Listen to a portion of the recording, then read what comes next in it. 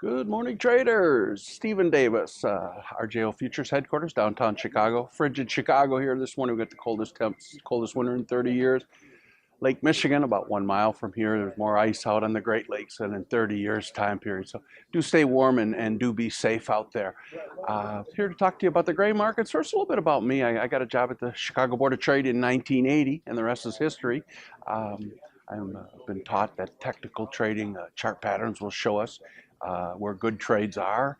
And yesterday was just a textbook example of some of these markets that we follow. It started with the PMI data out of China, under 50 for the first time in 6 months, contracting 49.6, sent our stock market sharply lower, the bond market sharply higher, the euro currency and gold market reversals up. So take a look at some of these chart patterns. It was just textbook yesterday. If you want me to send you a chart pattern of the euro currency, there was a gap on the upside, and I can show you that. And it's just some simple technical analysis. You know, the natural gas market on January 13th gapped higher, never went back and filled that gap.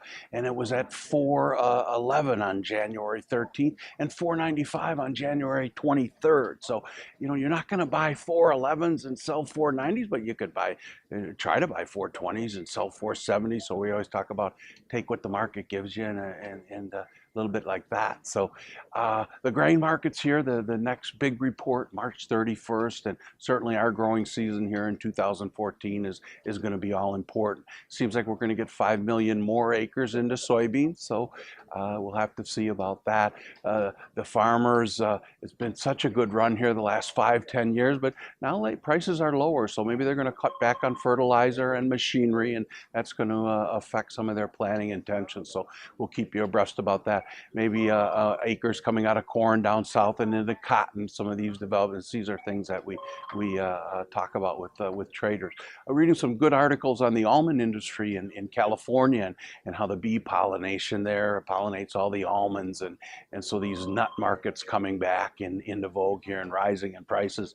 There was a walnut heist out of California, and that seems a little bit easier to me than cattle rustling, and certainly nobody's stealing any of the corn that the U.S. farmers have stored in their bin. If corn was $9 or $10, you might see something a little bit different there. So this morning we had export sales, very good numbers in corn and wheat, very good numbers in soybeans. It's interesting, we're exporting new crop soybeans, so somebody somewhere in the world sees value in these November soybeans, new crop at $11. So we got good soybean numbers continuing. Good rains in Argentina, that continues. That's important to have those going forward here every week. Keep an eye on the $13 level on March soybeans. Yesterday's high was $12.96 3/4. So if we can get above 13, perhaps I can trade a little bit higher here.